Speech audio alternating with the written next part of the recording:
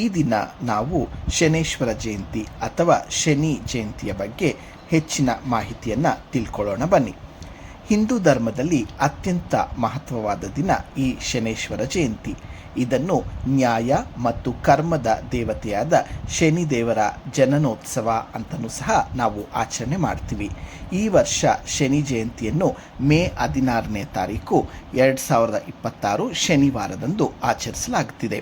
ಇದರ ವಿಶೇಷತೆ ಏನು ಅಂದರೆ, ಈ ಬಾರಿ ವಿಶೇಷದಲ್ಲಿ ವಿಶೇಷ.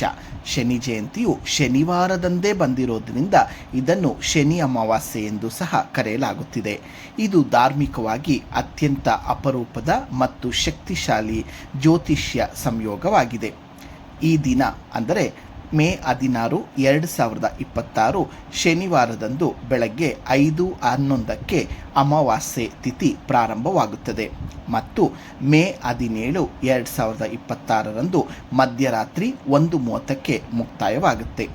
ಈ ಶನಿ ಜಯಂತಿಯ ಮಹತ್ವವನ್ನು ತಿಳ್ಕೊಳ್ಳೋದಾದರೆ, ಶನಿದೇವನು ಮನುಷ್ಯರು ಮಾಡುವ ಒಳ್ಳೆ ಮತ್ತು ಕೆಟ್ಟ ಕರ್ಮಗಳಿಗೆ ತಕ್ಕಂತೆ ಫಲ ನೀಡುವ ನ್ಯಾಯಾಧೀಶನಾಗಿದ್ದಾನೆ.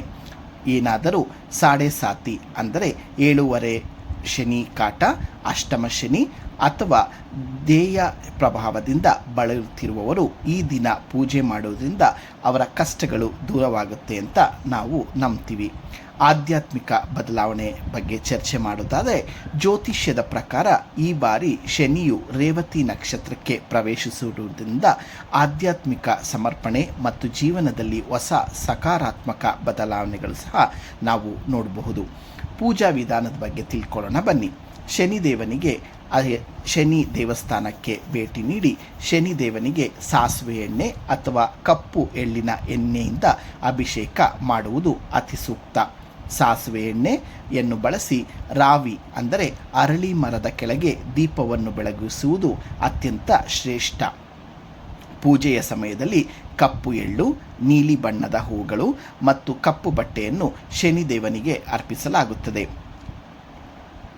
ಜೊತೆಗೆ ಈ ಶನಿ ಜಯಂತಿಯಂದು ದಾನ ಧರ್ಮಗಳಿಗೆ ವಿಶೇಷ ಮಹತ್ವವಿದೆ.